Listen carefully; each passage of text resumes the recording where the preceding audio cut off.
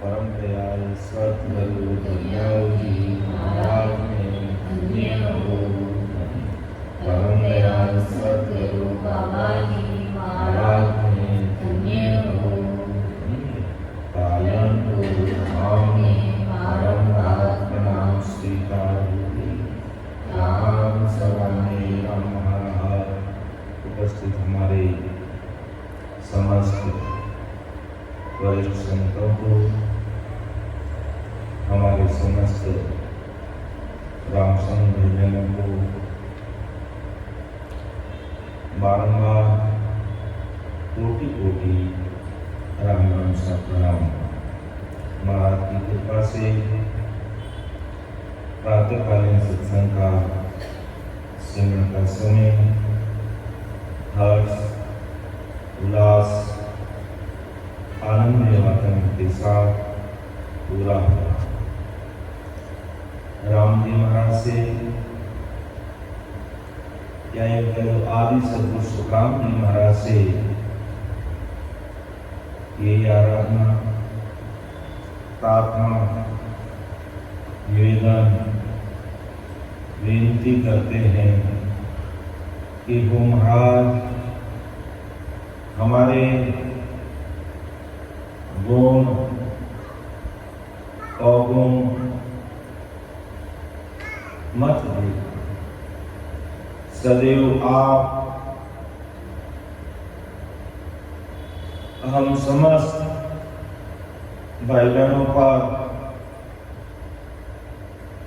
सदैव ऐसी दया दृष्टि बनाए रखना, जिससे हमें सत्संग, सिमरन, सेवा और ज्ञान चर्चा का प्लेटफॉर्म मिलता है। इस सत्संग, सिमरन, सेवा और ज्ञान चर्चा में ये मायावी जगत, ये माया, ये काल आड़ में नहीं आए, ऐसी आप सदैव कृपा दृष्टि बनाए रखें।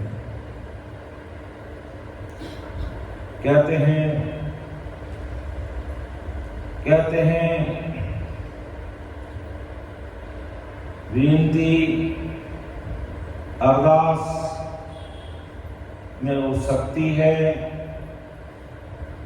जिससे हमारी प्रार्थना तुरंत सद्गुरु साहिब पावरफुल परमात्मा के देश में पहुंच जाती है, और पहुंचती नहीं स्वीकार हो जाती है।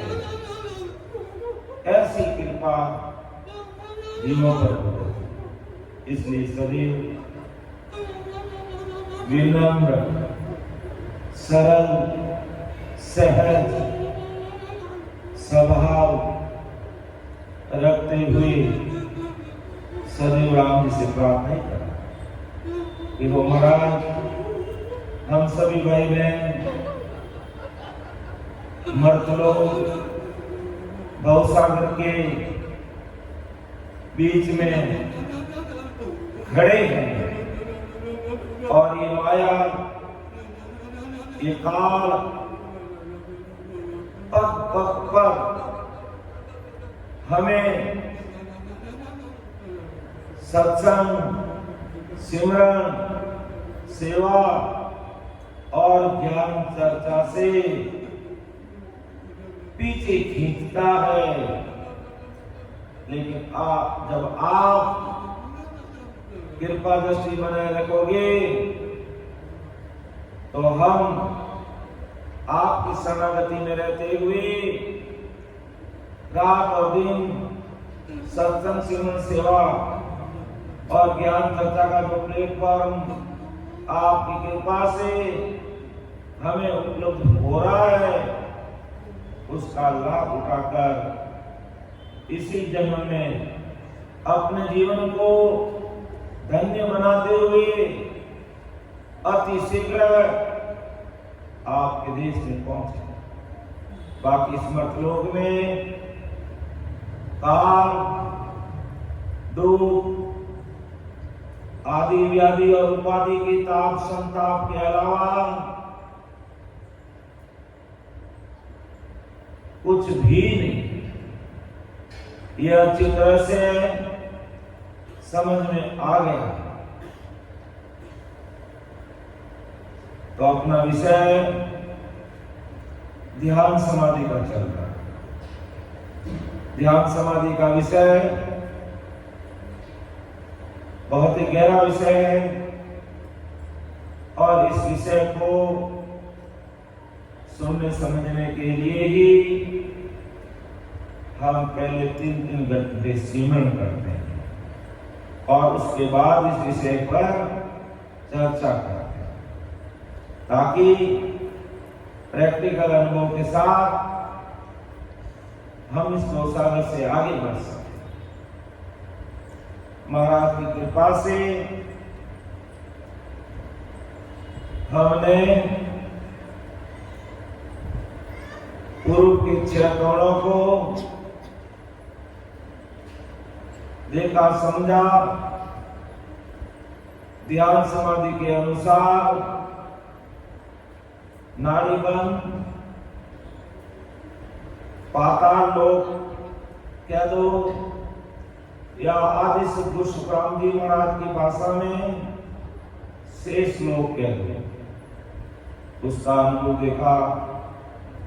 ध्यान समाधि की साख्या देखी, मिलान किया, तब अति कॉन्फिडेंस आया, विश्वास आया कि हम सही तरीके से आगे बढ़े हैं। फिर पिछम मार्ग को खोलकर, पंखनाल को खोलकर या इंद्र सुखमणा को खोलकर पिछम मार्ग से 21 स्वर्गों की ओर अपनी यात्रा शुरू की, जिसमें 21 स्वर्ग पार किए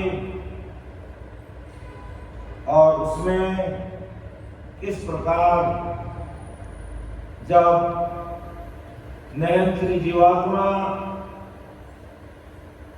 सिमरन करते हुए नीचे से कीर्तन से ऊपर बढ़ती है, तो किस प्रकार 33 कोटि प्रकार के देवी देवता है जो संतों की हाजिरी में हाजिर रहते हैं, सभी दर्शन लाभ चाहते हैं, सभी अपने सिंहासन पर बिठाना चाहते हैं, लेकिन अमरलोक में जाने वाले संत इन 33 कोटि प्रकार के देवी देवताओं की बातों में नहीं आते। धर्मराय को पार करके ईड़ा, पिंगला और सुखमणा, पिंगला का मतलब गंगा, ईड़ा का मतलब सुखमणा और ईड़ा का मतलब यमुना और सुखमणा का मतलब सरस्वती, जो हमारे हिंदुस्तान के खंड में इस धरती पर भी गंगा यमुना सरस्वती का संगम है। प्रयागराज में इस बार परमात्मा हमारे योगी जी की भरसक मेहनत के द्वारा इस खंड में जो त्रिवेणी संगम है उसमें करोड़ों लोगों ने डुबकी लगाकर अपने आप को पवित्र माना। यहाँ पर जितने भी केवली महापुरुष चाहे कबीर साहब, दादू साहब दरियाव जी महाराज, गुरु नानक साहेब, परम दयाल अनंत सुख सम्राट आदि सदगुरु सुखराम जी महाराज की तरह उनसे पहले अनेक युगों में अनेक संत आए कि तुम जो चीज खंड में देखते हो वो सारी की सारी चीजें इस पिंड में है। खंड की चीजों को देखने मात्र से, खंड की चीजों में नाने मात्र से हमारे युगों से, जन्मों जन्मों से जो संचित कर्मों का भरा है, खंड के दर्शनीय स्थलों के दर्शन करने मात्र से कटने वाले हैं। इस जन्म में आपके द्वारा छोटे छोटे कोई क्रियामान कर्म हुए हैं, बड़े नहीं कि कोई व्यक्ति किसी की हत्या कर देता, मैं गंगा में जाके पवित्र हो जाऊंगा, सपने में नहीं हो सकता। छोटे मोटे कर्मों का, यानी छोटे मोटे कर्म हमारी भारतीय पवित्र गंगा में नहाने से छोटे मोटे कर्मों का खात्मा होता है। इसी प्रकार त्रिवेणी संगम में नहाने पर भी क्रियमान कर्म जो इसी जन्म में छोटे मोटे वो कट सकते हैं, लेकिन प्रारब्ध हमें भोगने पड़ेंगे और संचित कर्म में काटने पड़ेंगे। कोई उपाय नहीं है और उसको काटना है तो उसके लिए हमें सद्गुरु साईं पावरफुल परमात्मा की मेहर चाहिए, अर्थात वो सता चाहिए, वो निजनाम चाहिए, वो सत्सबक चाहिए, वो कुदरत कड़ा चाहिए। तो जब हम मेरुदंड को पार करके पिंगला यानी गंगा, ईड़ा यानी यमुना, सुखमय यानी सरस्वती, तीनों के द्वारा हमारा इस घट में, इस पिंड में, इस शरीर में त्रिवेणी संगम होता है। जो इस घट में, इस पिंड में ईड़ा, पिंगला और सुखमय के द्वारा त्रिवेणी संगम में नहाते वो फिर बाहर के खंड में, इस धरती पर जो त्रिवेणी संगम है या बाहर की कई नदियां हैं, उसमें नहाने के लिए वो अपना समय खराब नहीं करेगा, क्योंकि जो बाहर के सुख है उससे लाख गुना अंदर की गंगा, यमुना, सरस्वती में नहाने पर जो सुख की अनुभूति होती है वो बाहर के खंड के नहाने के सुखों में नहीं है। तो हमने भजन करके प्रैक्टिकल इसका अनुभव लेते हुए आज हजारों भाई बहन सिमरन करते हुए मेरुदंड से ईड़ा, पिंगला और सुखमय के द्वारा त्रिवेणी संगम करते। फिर यहां से त्रिवेणी संगम में पहुंचने से पहले धर्मराय सिर पांव दिलाया, यानी उसकी सिर की सीधी बनाते हुए हम आगे बढ़े और आए आगे त्रिकुटी में पहुंचे।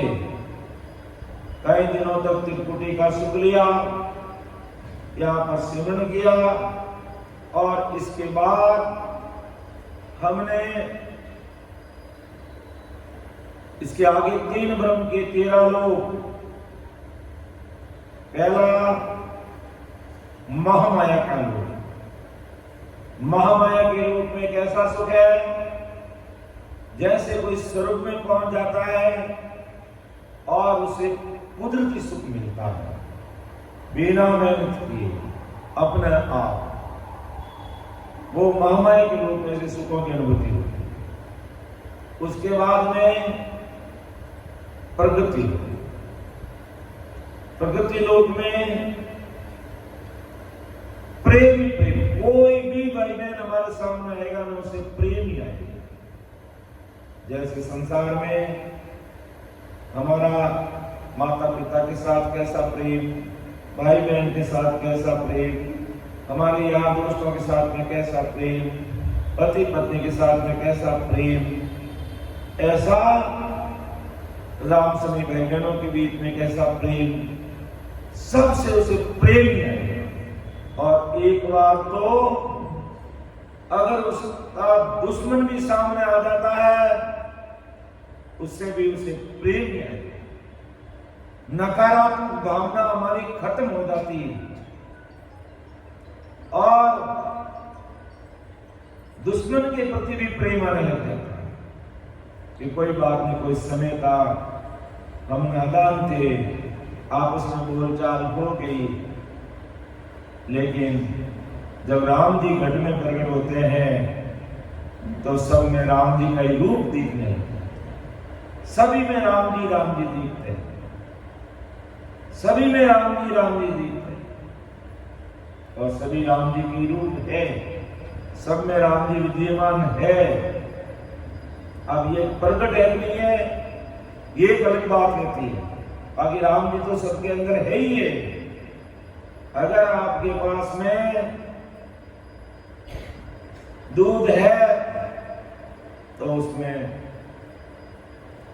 दही भी है, मक्खन भी है और घी भी, सब है। लेकिन आपको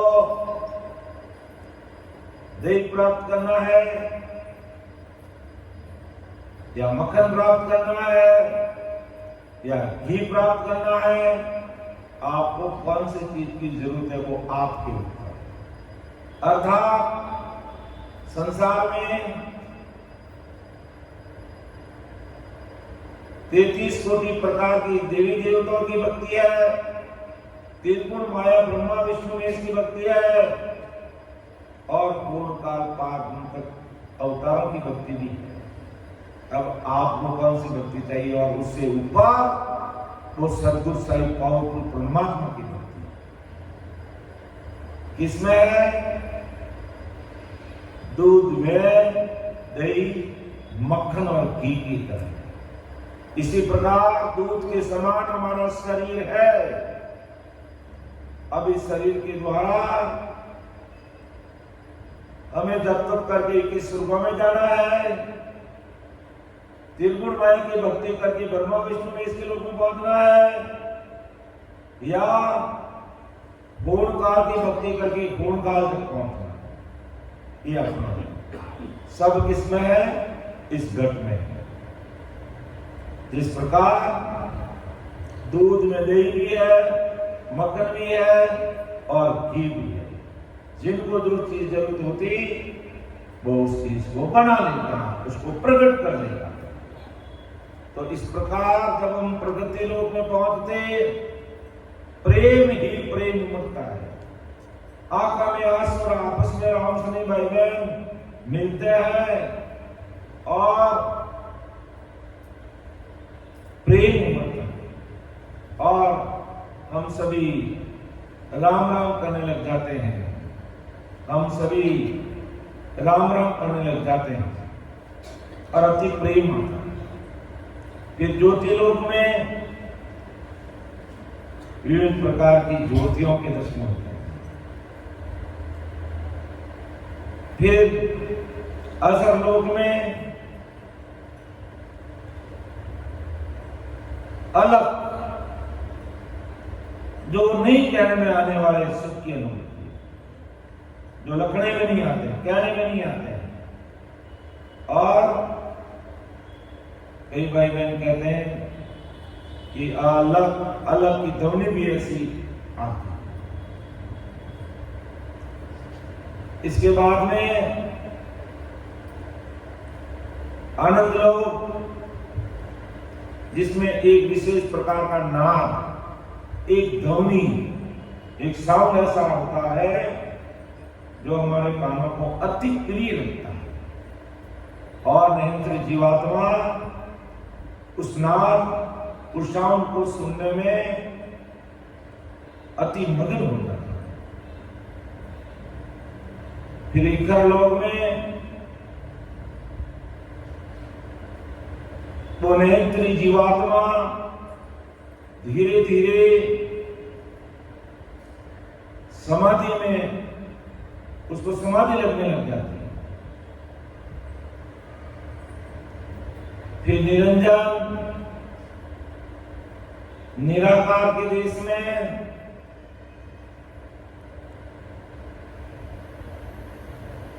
अति प्रकाश की अनुभूति होने लगती है।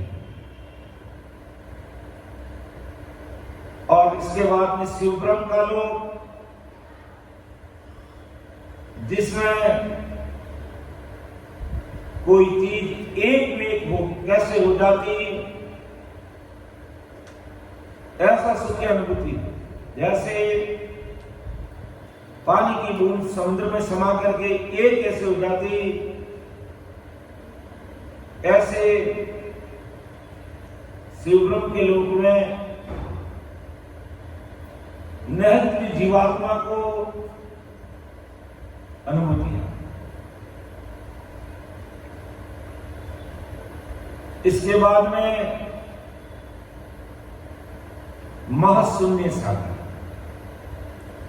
जहां पर ऐसी अनुभूति होती जैसे अनेक प्रकार की कलियों में अनेक प्रकार के सूर्य का प्रकाश जैसा अनुभव। उसके बाद महाशून्य सागर में, शून्य सागर में अमृत बूंदा कण झड़े, बरसे अमोलक हीर, हंस बैठा सुखराम के सुन सागर की तीर। ये अमृत बरसे, अमृत की वर्षा कण जड़े, बरसे अमोलक हीरों की वर्षा कैसे होती है, ऐसे शून्य सागर में मालूम। और इसके बाद में लास्ट 13वां जो लोक है पार ब्रह्म सतलोक। इस पार ब्रह्म सतलोक में जब हम प्रवेश करते हैं, तब हमारा जो ये 5 तत्व का शरीर, आकाश, वायु, अग्नि, जल और पृथ्वी, इससे बना हुआ है 5 तत्व का शरीर। पर इसी के अनुसार इन एक एक तत्व के आधार पर एक एक विषय बने हुए हैं। शब्द, रूप, शब्द के बाद में स्पर्श, शब्द, स्पर्श, रूप, रस और गंध।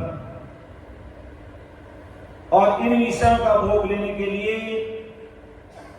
हमारी 5 इंद्रियां हैं। कान,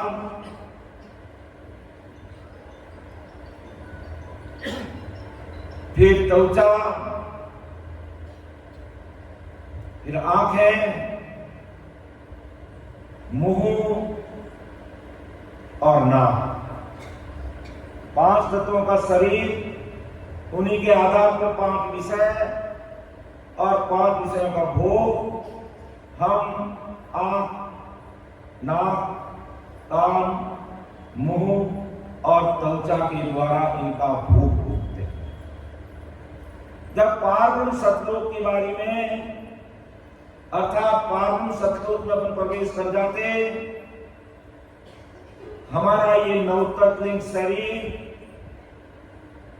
निराकार और शिवब्रह्म लोक तक आते आते ये गड़ जाता है, ये क्षीण हो जाता है। अर्थात 5 तत्वों का बना हुआ शरीर,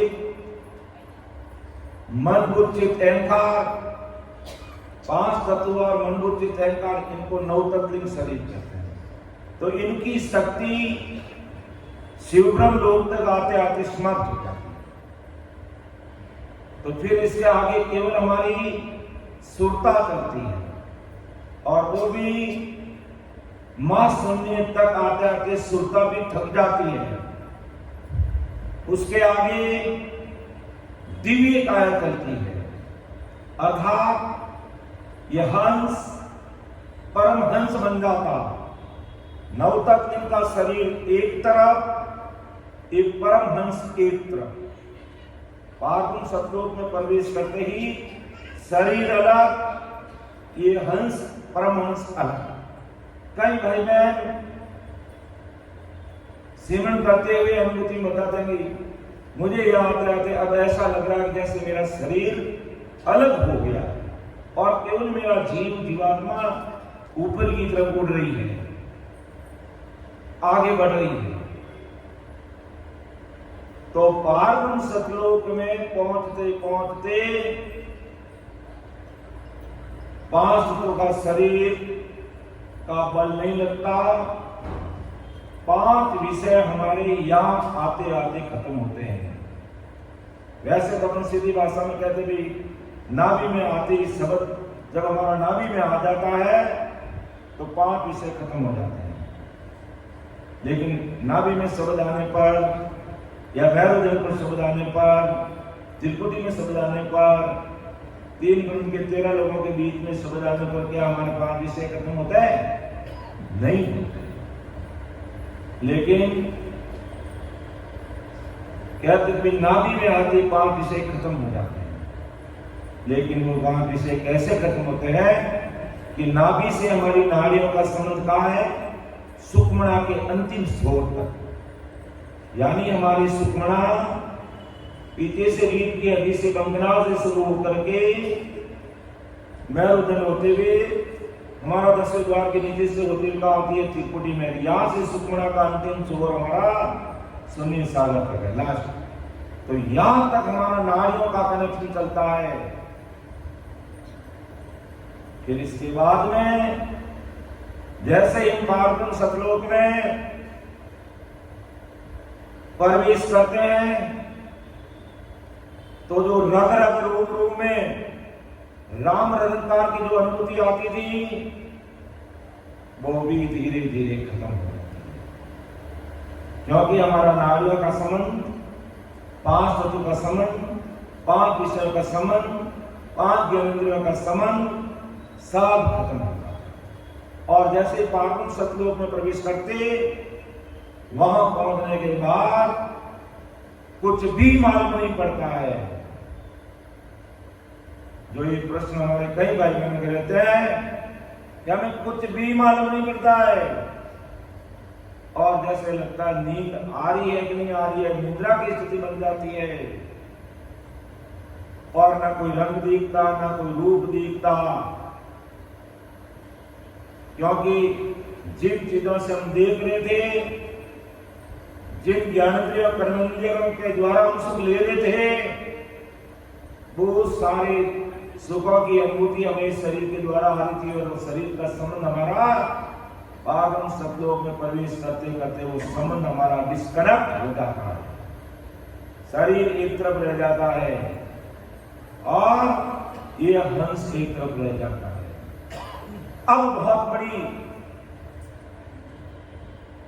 हमारे सामने बड़ा चैलेंज रहता है कि अब शरीर की अनुभूति आ नहीं रही है, राम राम भी मुंह से होने वाले धीरे धीरे बंद हो जाते, और अब हमें पार्वण सतलोक को भी पार करना, सिद्ध शिला को फोड़ के 10वें द्वार के परे होना।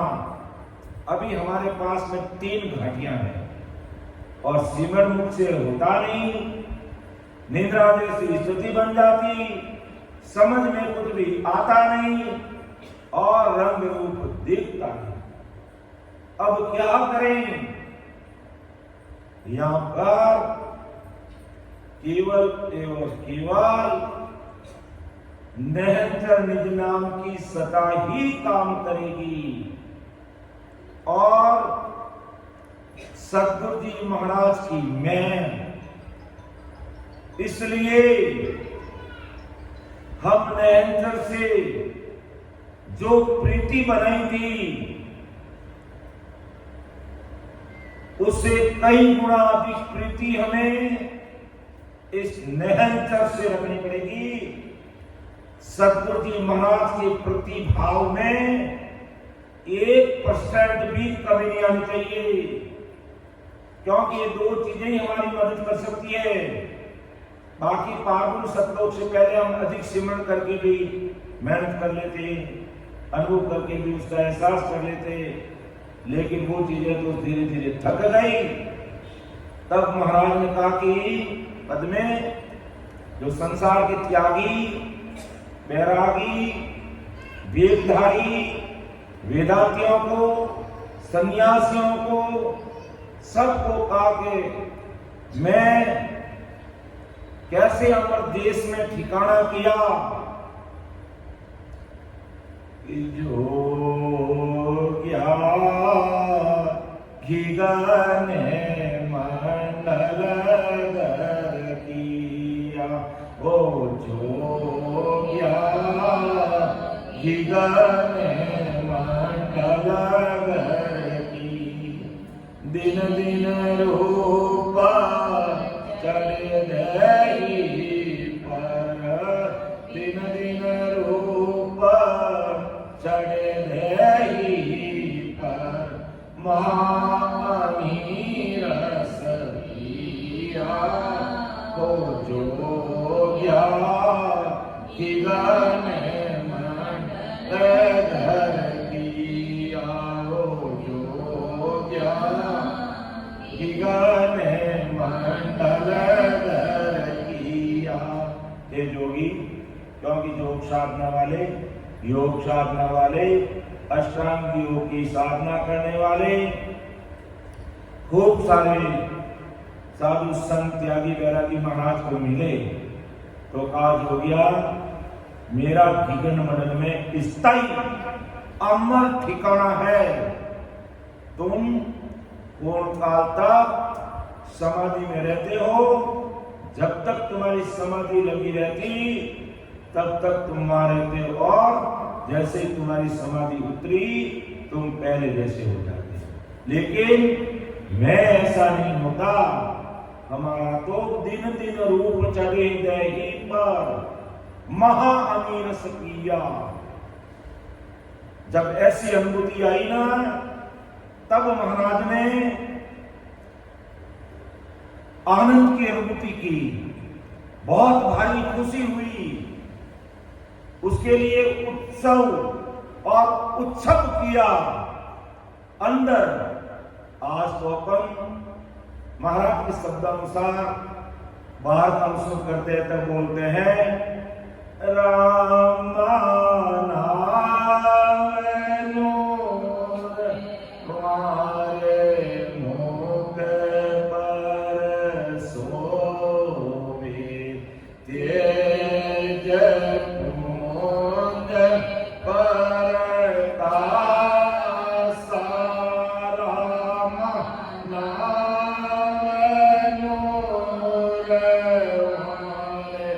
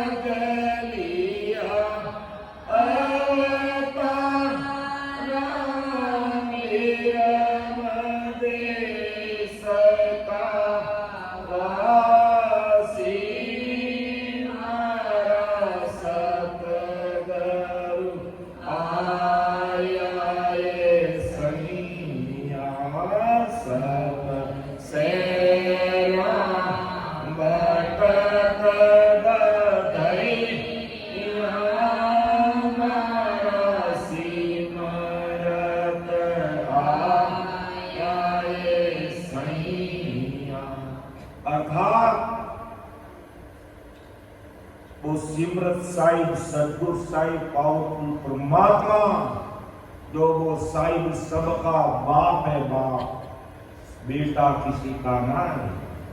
बेटा के उतरे वो साहिब हो ही नहीं सकता। तो उन सदगुरु साहिब पावरफुल परमात्मा के अलावा जितने भी संसार में, वो सब किसी न किसी बाप के बेटे हैं। और वो साहिब किसी का बेटा नहीं है, वो साहिब स्वयं बाप है सबका। जब वो साहिब सदगुरु साहिब के बाप से इस घट के अंदर सब स्थायी लिंक हो जाता है, तब कहते रामा नाव नूर वाले मुख पर सोवे तेज पुंज प्रकाशा। तेज पुंज स्वयं उदय प्रकाशित हो जाता है, और वो देश स्वयं प्रकाशित है। वहां कोई चांद सूर्य सितारे नहीं है। वहां पहुंचने पर कहते हैं हंस के एक रूम में करोड़ों करोड़ सूर्य जितना प्रकाश है। अंदाज लगाइए ऐसा स्वयं प्रकाशित देश है। और जब उससे हमारा लिंग जुड़ जाता है, तब कहते हैं हंसा आज लिया अवतारा ब्रह्म देश के वासी।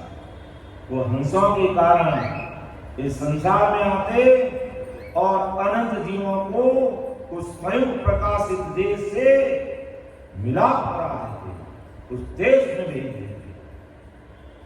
इसलिए महाराज का मैं इस देश तक कैसे पहुंचा हूं और अब हमें कैसे पहुंचना है, और यहां आते भूलकाल पार तक पहुंचते पहुंचते हमें किन चीजों की ध्यान रखना है। ये बहुत बड़ी विशेष, बड़ी भारी समझ की बात है।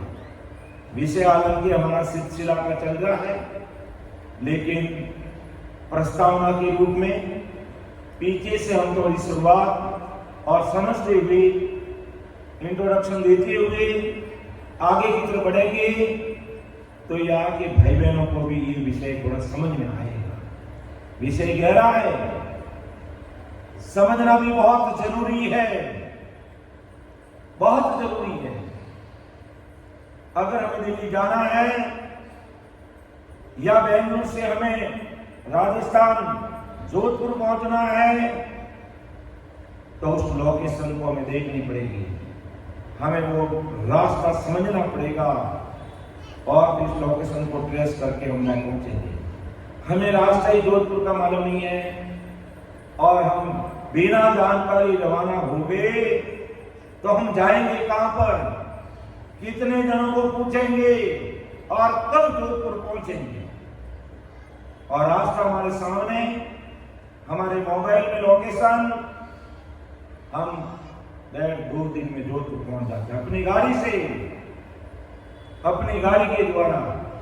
इसी प्रकार इस ध्यान समाधि विषय को लेने का कारण क्या, मर्तलोक से अमरलोक जाने की लोकेशन को समझना, उसको ट्रेस करना, एक एक स्टेशन को समझना और कौन सी सावधानी रखनी, किस प्रकार सिमरन करना और कहां पहुंचते पहुंचते कौन सी सत्ता हमारे साथ काम करेगी, इन बातों को ध्यान में रखते हुए कई भाई बहनों की विषय समझ में नहीं आ रहा है, उसके उपरांत भी इस विषय को ले रहे, क्योंकि रास्ते की जानकारी बहुत जरूरी है।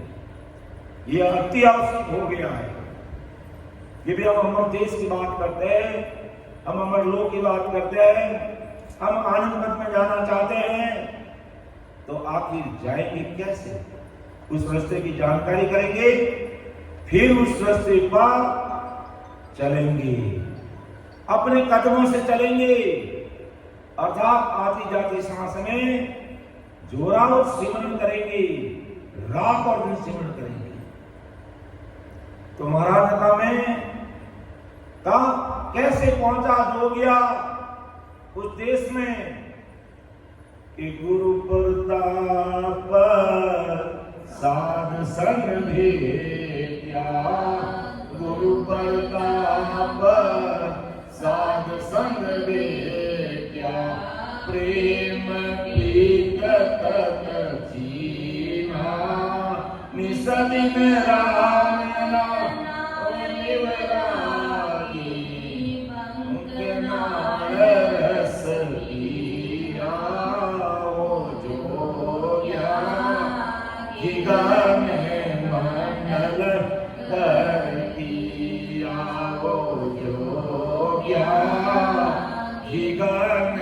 मंडल कर दिया, दिन दिन रूप चले रही पर, दिन दिन रूप चले गई पर, महानी रस पिया, हो जो ज्ञान मंडल कर दिया, हो जो ज्ञान मंडल कर दिया। अब कई भाई बहनों के मन में प्रश्न आ सकता है कि गीगन मंडल में घर क्यों किया?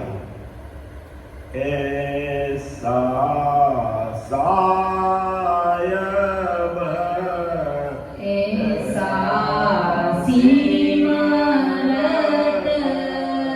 सायब मेरा, ऐसा सिमरत सायब मेरा, ताका गिरने मंडल माई मेरा रे लो, ऐसा सिमरत सायब मेरा, ऐसा सिमरत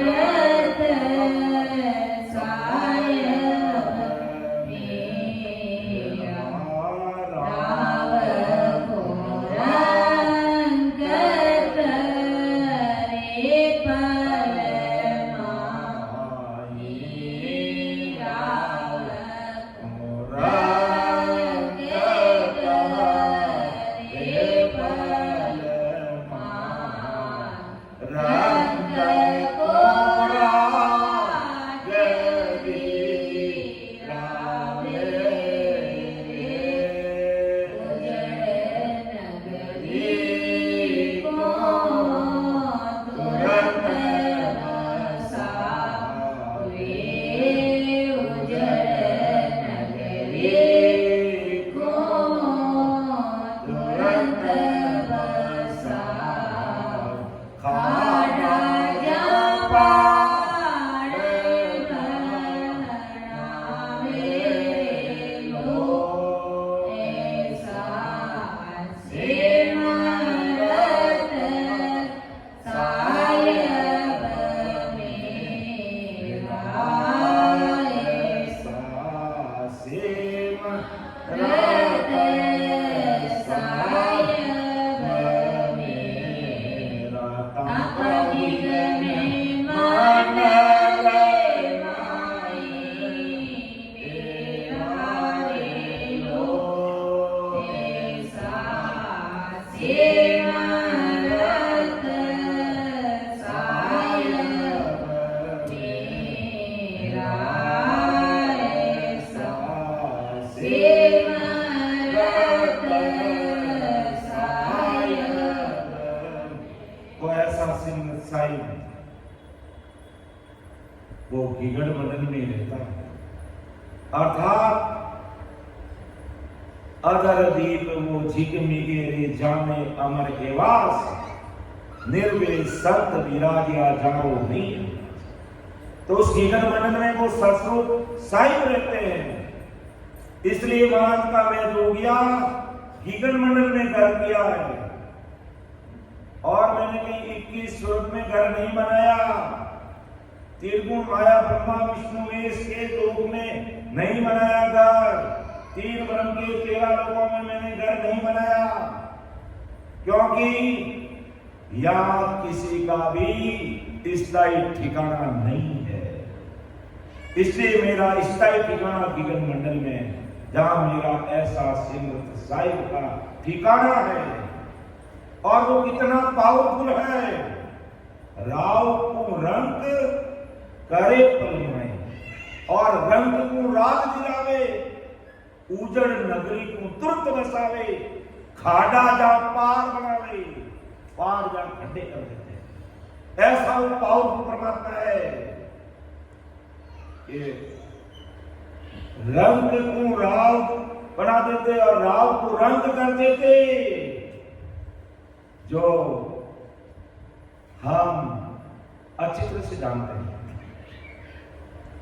राजस्थान में किसी को भजनलाल जी को जानते, एक सरपंच का चुनाव जीता और राजस्थान का चीफ मिनिस्टर, मुख्यमंत्री, अर्थात एक मामूली छोटे पद पर रहने वाला एमएलए भी मिला और मुख्यमंत्री, chief minister of the Rajasthan government.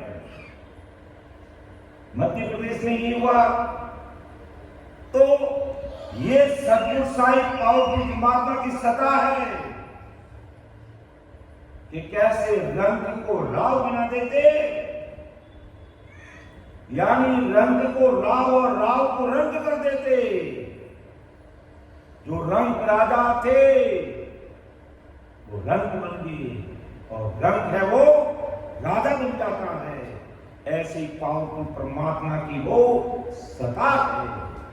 और उस पावरफुल परमात्मा की सत्ता को प्रकट करने के लिए महाराज के मैंने कैसे उस देश में ठिकाना किया कि गुरु प्रताप, जब आदि सदगुरु सुखराम जी महाराज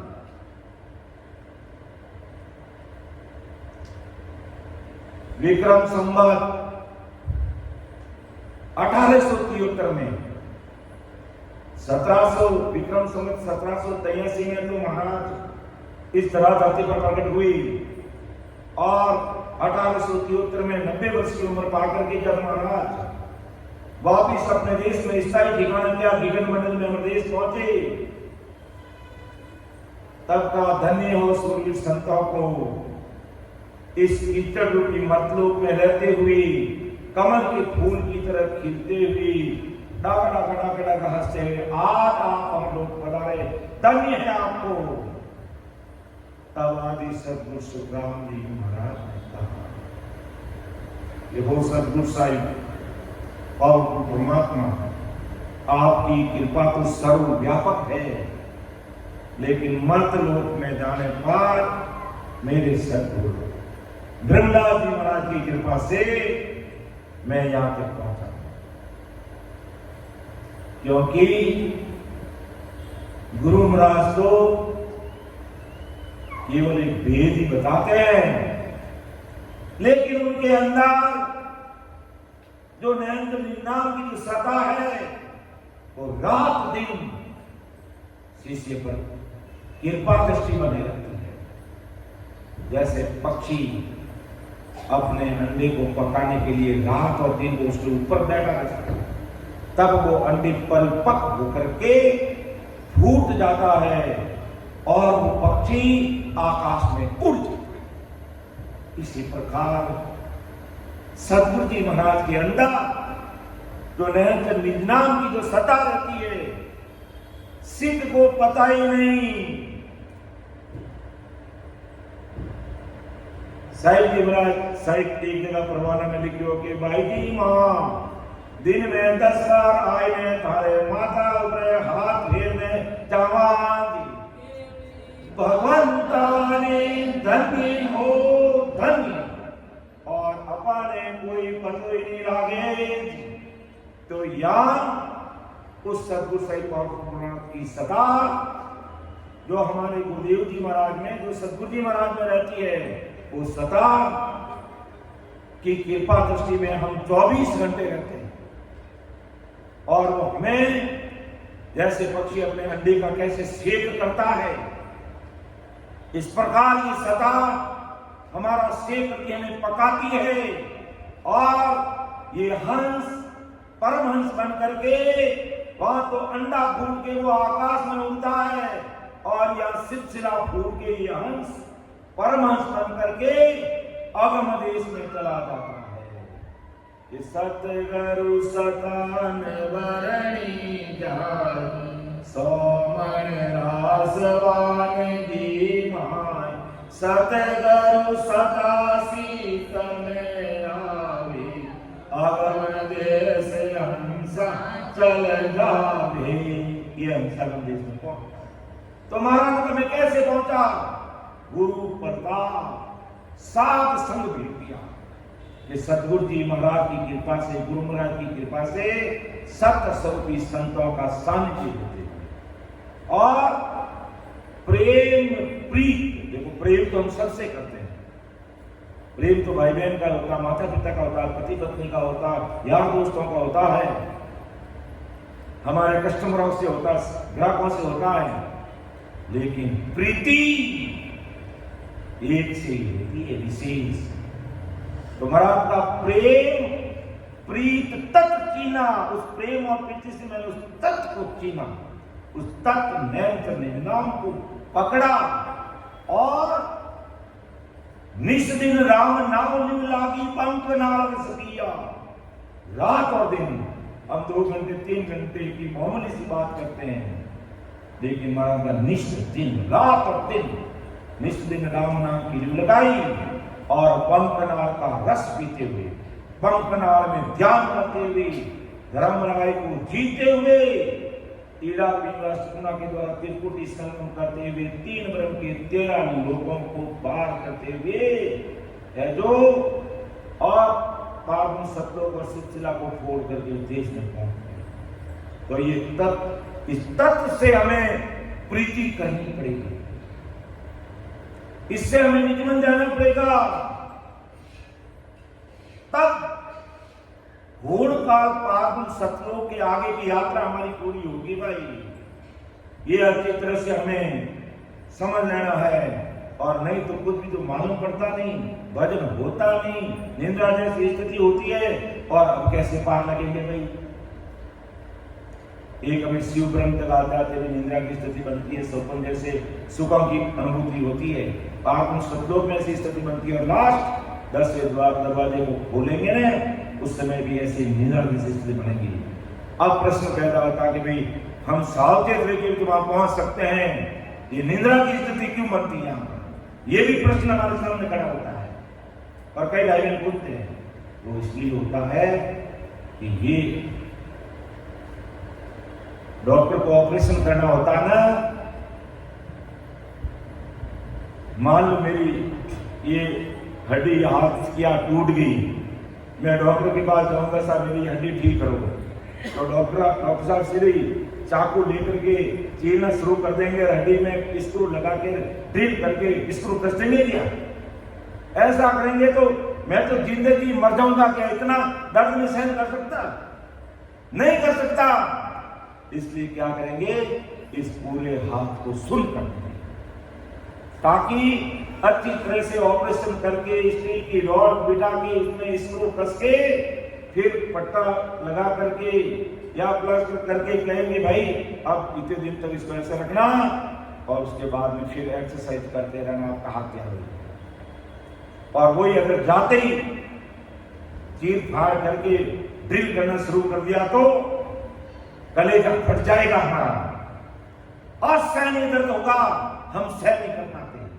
वो ही स्थिति से खिलाड़ी को फोड़ने की है, तो इतना असहनीय दर्द होता, हम जागृत अवस्था में उसको सहन नहीं कर पाते। इसलिए कहते हैं ना कई बहन में यहां दर्द में झटके लगते हैं, और वास्तव में ऐसे झटके लगते हैं, मैंने प्रैक्टिकल अनुभव किया है। यहां आते बिल्कुल झटके लगते हैं, और ऐसे में दर्द भी होता है, और निंद्रा की स्थिति होती है, तो उसमें हमें वो जितना दर्द होता उतना एहसास नहीं होता, और हमारा काम होता है। इसलिए ऐसी स्थिति बनती है। तो अब उस स्थिति को पार करने के लिए गुरु प्रताप सात संग भेज दिया, प्रेम प्रीत तत कीना, निस्दिन राम नाम लिव लागी, पंख नाड़ हंसती। तो रात और दिन हमें राम स्मरण करना ही होगा और दूसरा कोई ऑप्शन नहीं है। जब तक करते करते कुदरती नहीं होने लग जाता है तब तक हमें लगे रहना है, मुंह बंद करके नहीं बैठना है। मुंह बंद कुदरती हो जाएगा तो फिर और प्रश्न हमारे सामने खड़ा होता है। जब हमारा नवतत्व शरीर काम नहीं करता, 5 विषय हमारे काम नहीं करते, 5 ज्ञान भी हमारी काम नहीं करती, शरीर की हमारी बुद्धि नहीं आती, फिर आगे बढ़ेंगे कैसे? कौन सी चीज हमारे साथ में रहेगी? जब हम आत्म सतलोक के देश में प्रवेश करेंगे तो 4 चीज हमारे साथ रहेगी। चित चेतन और निजमन और निरुद्ध रूपी सत्य नेत्र, जिसे दिव्य दृष्टि कहते हैं, दिव्य काया कहते हैं। चित चेतन, चित चेतने का मतलब कुदरत जब हम कहते हैं मेरा सिमरन बंद हो गया, अब मैं राम राम कर ही नहीं सकता, मैं राम राम कर नहीं सकती, तो क्या हमारा है जो चित्त और चेतन, जो आत्म चेतन है, वो अंदर से कुदरती वो राम राम करेगा और वो राम राम करेगा। हमारी 3.5 करोड़ लोगों में राम राम करेगा और एक सांस में 70 करोड़ नाम आएंगे बिना मुंह के, बिना मुंह से जाप किए, तब हमारे संचित कर्म कटेंगे और ये सिलसिला रूपी हिलाड़ी हमारी फूटेगी और हम डग डग डग डग हंसते हंसते अमर लोग जाएंगे और केसर वरना मार्ग रे आवे अमर विमान, केसर वरना मार्ग रे आवे अमर विमान, सामा संत बदावसी रे दिन दिन करता वाने, सामा संत बदावसी रे दिन दिन करता वान, चालो नीर हंसा अपना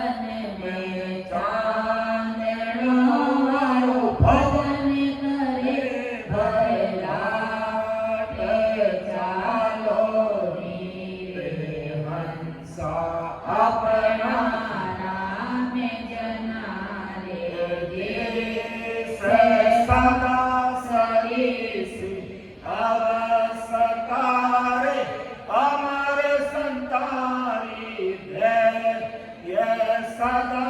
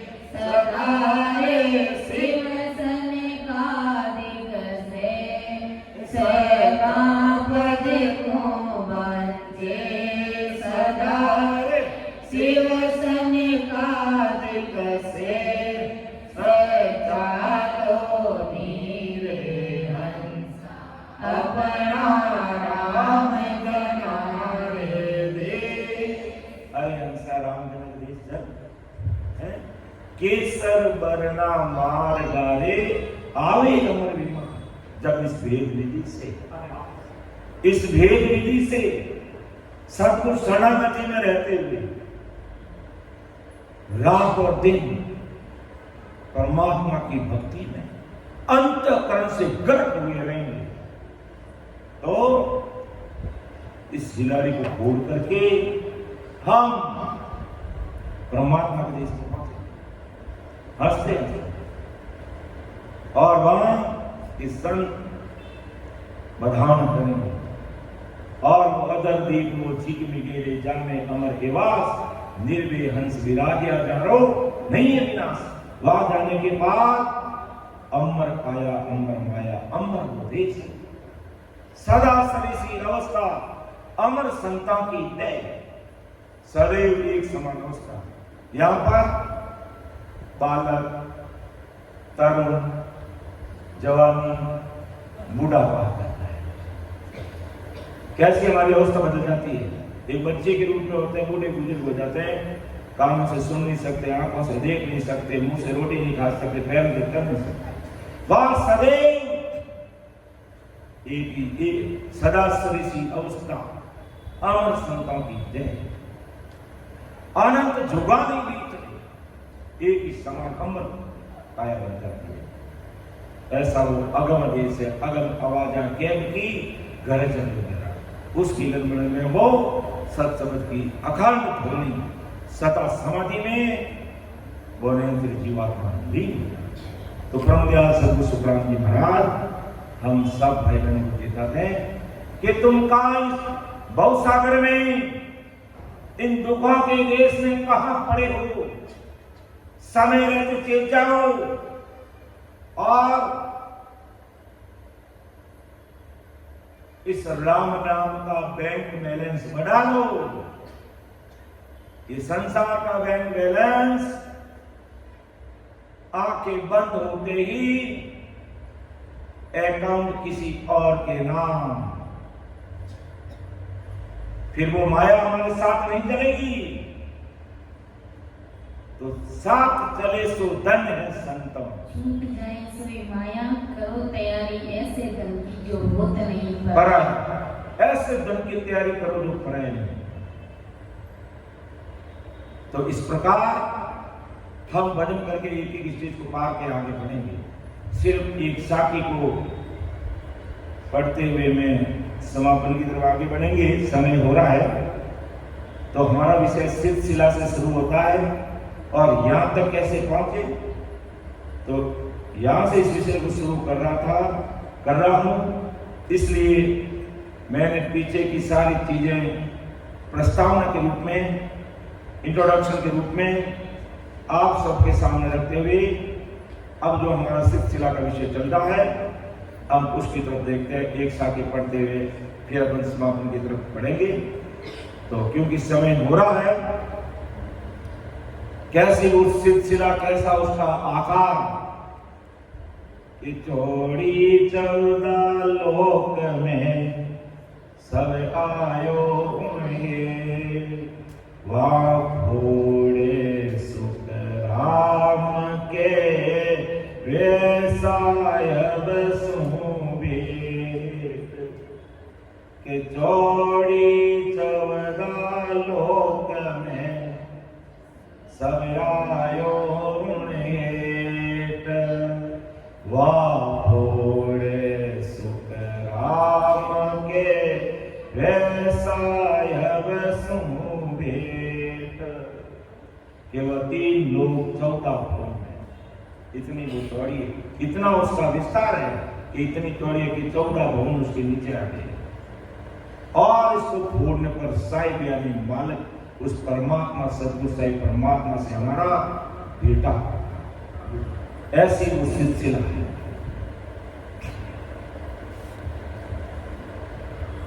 तो उसको फोड़ने के लिए केवल सत्संग सुनने मात्र से वो दरवाजा, वो गेट नहीं खुलेगा। केवल सत्संग सुनने मात्र से, केवल ज्ञान सुनने मात्र से नहीं। ज्ञान तो हमें चाहिए, रास्ता की जानकारी, रास्ते की जानकारी के लिए ज्ञान चाहिए। फिर हमें उस रास्ते पर अपने कदमों से रात और दिन चलना पड़ेगा, अर्थात रात और दिन सिमरन करना पड़ेगा। तब वो जो 3 लोग 14 भुवन में जो चौड़ी सिलसिला है हमारे सिर के ऊपर, उसको फोड़ करके कि चौड़ी 14 लोक में सब आयो गुण है, वहाँ फोड़े सुख राम के वे सायब सुबे। उसको फोड़ने पर साहिब यानी उस परमात्मा से हमारा बेटा हो जाएगा, परमात्मा से हमारा मिलाप हो जाएगा, अर्थात मायावी बंधनों से हम मुक्त और परमात्मा के देश में हम पहुंच जाएंगे। ऐसा वो सतगुरु साहिब उस पावरफुल परमात्मा का देश है। तो इसीलिए हम बार बार ये सत्संग, सिमरन, सेवा और ज्ञान चर्चा का प्लेटफॉर्म रखते हैं। इसका कारण यही है कि महाराज के शब्दों को सुनकर हमारे अंतःकरण में चोट लगे, हम चेतन हो जाएं और इसी जन्म में परमात्मा के देश की प्राप्ति। इसलिए नियमित रूप से सत्संग, सिमरन, सेवा और ज्ञान चर्चा से हमें जुड़े रहना, ताकि हमें चोट लगती रहे, हम रात दिन सिमरन करते रहे और इसी जन्म में इसी समय में इसी जन्म को हम धन्य बनाकर परमात्मा के देश में पहुंच सकते हैं। तो समय का तकाजा है, मैं मेरी वाणी को विराम दूंगा। विषय बहुत ही गहरा है, लेकिन समझना भी बहुत जरूरी है। तो समझाने में, बोलने में मेरे से त्रुटि रह सकती है, आप इसको अन्यथा मत लेना। छोटा भाई समझ करके मुझे क्षमा करो। सुन जो मेरा दोस्त भाग्यवान जस होए तुम्हारे हाय हो क्या जाने कोई। परम दयाल अनंत सुख सम्राट आदि सद्गुरु सर्वात्माओं के सद्गुरु सर्वश्रेष्ठी के सद्गुरु सद्गुरु सुखराम जी